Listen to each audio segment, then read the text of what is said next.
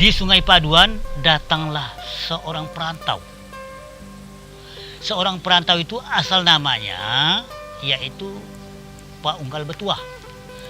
Oleh karena ketemu dengan Gusti Muhammad Rum, dipindah oleh Gusti Muhammad Rum Derasid. Karena beliau ingin membuat kampung di Cabang Air Mati. Di Cabang Air Mati itu ada sebuah gunung, yaitu Gunung Cabang Air Mati, sebelum Gunung Pak Coy. Nah, jadi mereka itu lewat darat.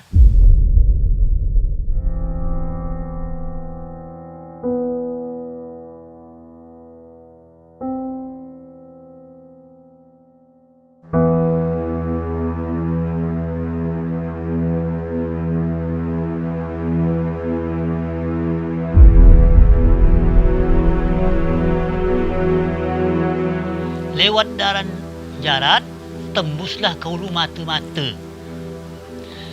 Dari Ulu Mata-Mata, beliau baru menghubungi sang raja, minta izin untuk membuka lokasi di Cabang Air Mati. Kemudian setelah diizinkan raja, beliau merimbaklah di Gunung Cabang Air Mati. Selesai merimbak, dia berpikir, kok ngapa di Sungai Beli ini kalau tidak bisa jalan air. Pada waktu itu beliau memperhatikan sungai ini, nampaknya kalau malam hari di Sungai Beli ini bersinar hijau. Kalau di siang hari airnya meriak atau merini. Apa barang yang dalam air ini? Sinar ini hanya bukan sekitar saja. Para pedagang, para pelaut, sampai ke Tanjung Turun dapat ditengok dengan secara mata kepala sendiri. Jadi Pak Derasid ketemulah dengan Raden Nasir. Pak Derasid dan Raden Nasir ketemulah dengan Raden Brahim. Raden Brahim, Pak Derasid, Raden Nasir ketemu dengan Buntat Mail. Apa kata Pak Derasid? Kamu ni berani mati tak? Beranilah. Kita manusia kalau tidak tahu barang ini mana kita cari kebenaran. Nah, kalau Buk berani mati, ayo kita cari apa yang sinarnya hijau, apa yang merini. Gimana ngal kalau kita masuk buaya itu nyambar kita? Kerana banyak buaya di padu ni. Gampang mah. Buaya ini kita buatkan satu akal. Saya pernah mencuba, saya campakkan kajang buruk dimakannya. Nah, ini ada akal. Kita rancungkan besi. Besi kita ambil atap. Atapnya kira-kira 25 cm penampangnya. Baru kita sidang dengan kayu dengan besi. Cucuk berbalas-balas. Bila mana dia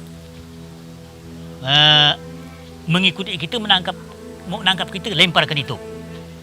Jadi itulah yang diperlakukan 4 buah sampan. Pertama dari Kuala.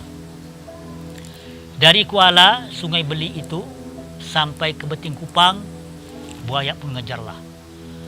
Ngejar itu ada 3-4 ekor. Tapi setelah dicampakkan atap, ditangkap buaya tengah-tengah ditenggelam. Rupanya buaya ini kalau ada satu yang kena senjata, dia tak mau timbul lagi. Jadi dia entah apakah meredam kawannya. Kemudian selamatlah. Dari Teluk Kupang sampai ke Pelaik Sebatang, sekali kejar. Campakkan lagi itu. Dari Pelaik Sebatang sampai ke Teluk Gorah, campakkan lagi. Dari Teluk Gorah sampai ke Bagan Binti, Bagan Limau, cukup dengan 3 kali campak. Rupanya buaya ni dia pandai mengepih kawannya. Sehingga lepaslah dari balapetaka buaya itu. Sampai ke Kuala. Sampai ke Kuala, air berini. Kibar. Jadi kibar. Sekali dikibar, apa yang terdapat? Ikan runying. Jadi kalau kita ceritakan nak masuk akal. Apa sebab bersinar hijau. Jadi mata buaya ini sudah kebanyakan dia ingin memakan ikan runjing. Apalah sekali tangkap 2-3 ekor ya dapat ikan runjing pamar. Nah, akhirnya Buntat Mail, Raden Ibrahim, Raden Nasir, yaitu Pak Derasid yang awalnya unggal bertuah tadi, kerjakanlah ikan ini. Hasil karya beliau ini ada yang digawa ke Sanggau, ada yang digawa ke Lukutapa. Jadi tahulah air yang merini ini tadi kena gelutan ikan ini tadi yang akan ditubuh buaya. Jadi setelah di dalam bermusyawarah ini kita alih nama. Hasil perpaduan kita mendapatkan titik temu air yang merini. Hasil mendapatkan titik temu yaitu cahaya yang bersinar. Jadi dapat buat fungsi kita alih sungai paduan.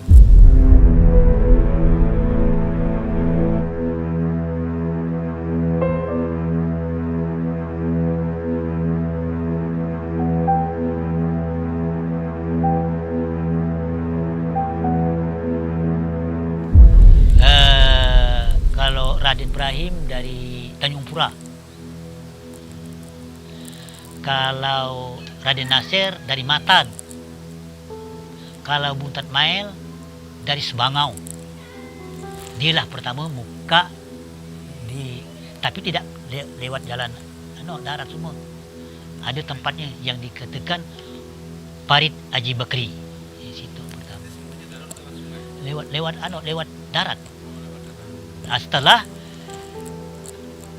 buaya ini banyak dimusnahkan, jadi kemudian buaya ini dimusnahkan juga ada lagi sebagai tekung buaya namanya usin badak. Inilah yang dapat menaklukkan buaya di padu ini, sehingga buaya itu dapat ditaklukkan oleh usin badak.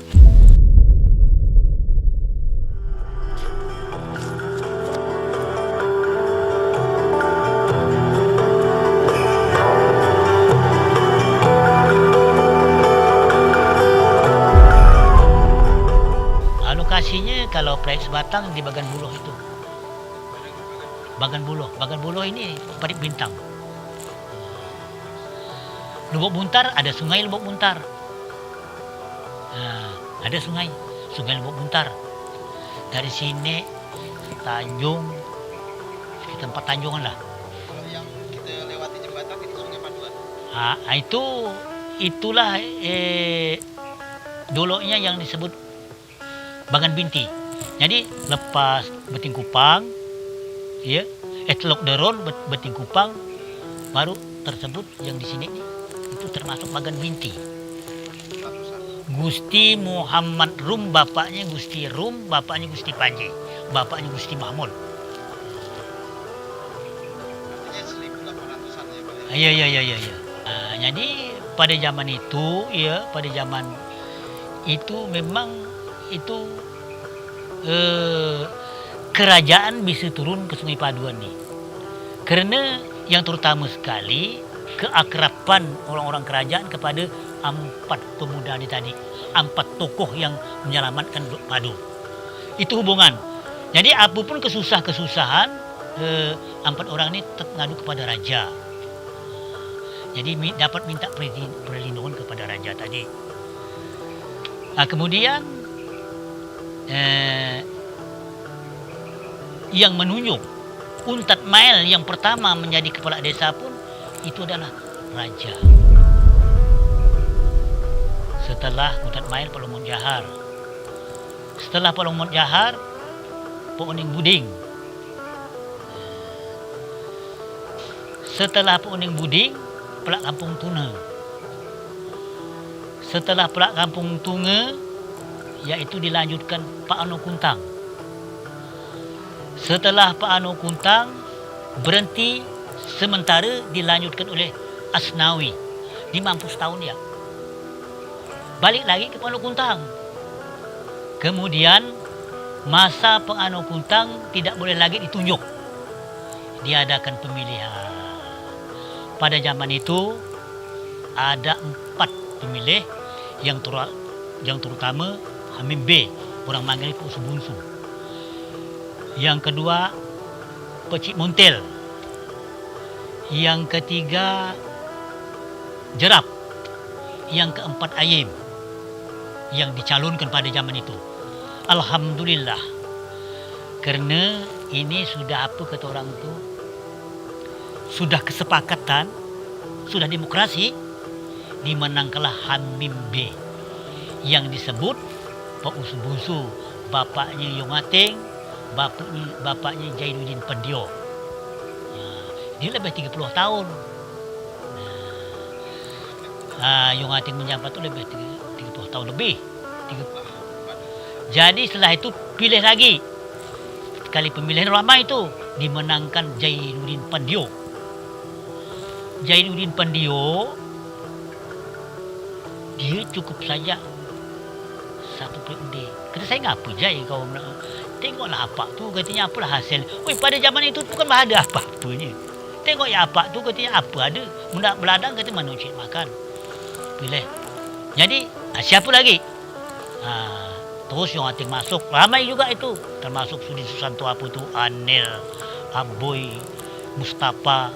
Tapi dimenangkan Yong Ateng. Yong Ateng 2 periode.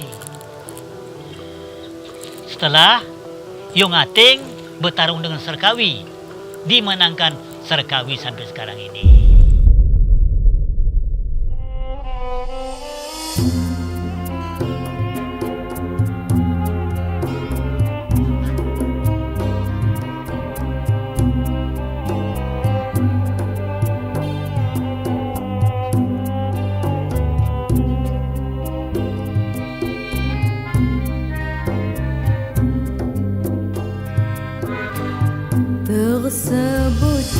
Jadi di zaman kepemimpinan Pak Subunsu pada waktu itu di situ mulai menata desa dan mulai mengadakan seni-seni budaya, mulai mengadakan keramaian yang pertama yang digalakkan Pak Subunsu itu adalah Al-Quran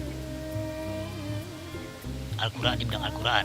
Setelah di bulan puasa hatam Al-Quran 30 juz itu dicari siapa tadi itu yang pintar-pintar.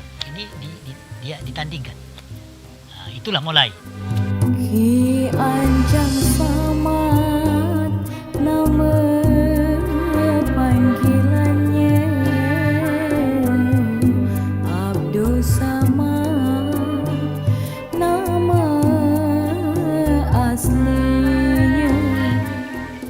Jadi di zaman Jainuddin Pandio juga begitu. Di zaman Jainuddin Pandio juga mengalahkan, ada mulai nyusun pembangunan, parit, jembatan dan sebagainya. Sayang di 1 periode. Nah, yang banyak berbuatnya adalah Pak Yong Ateng. Pak Yong Ateng lah yang pertama tadi buat komplek di masjid tuh. Kemudian ini jasa-jasa Yong Ateng semua memperjuangkan. Dia yang banyak bikin kantor desa dia. Jadi ada pun Serkawi ini sekedar meneruskan saja. Tapi yang banyak berkecimpung adakan gedung serbaguna dan sebagainya. Itu adalah perjuangan Yong Ateng. Dalam sejarah di simpang mata disebut berhasil. Saya mengucapkan terima kasih kepada para pemimpin yang sudah mendahului kami. Yang terutama sekali dengan Pak Drasid, dengan Raden Nasir, dengan Raden Ibrahim, dengan Untat Mael.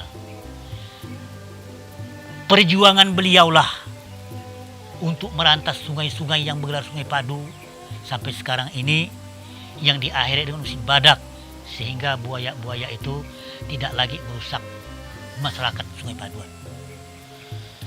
Dan terima kasih juga kepada penerus yang terutama Palung Menjahar, yang kedua Puning Buding, yang ketiga Puning Buding, yang keempat Pelak Kampung Tuna, yang kelima Panung Kuntang, dijabat lagi yang keenamnya Pak Asnawi. Kemudian yang banyak lagi saya berdialog dan saya diangkat menjadi kaur pem oleh Pak Usu Bunsu.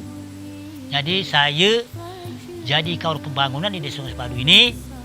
Di masa Pak Usu Bunsu saya dapat 1 PUD, di zaman Endot saya dapat 1 PUD, di zaman Yong Ateng saya dapat 2 PUD. Nah, saya sudah merasa bosan. Saya bilang dengan Yong Ateng, udahlah Yong, saya Yong habis masa Yong, saya berhentilah. Jadi alhamdulillah sampai sekarang saya sudah bebas. Itulah terima kasih saya. Masalah tiada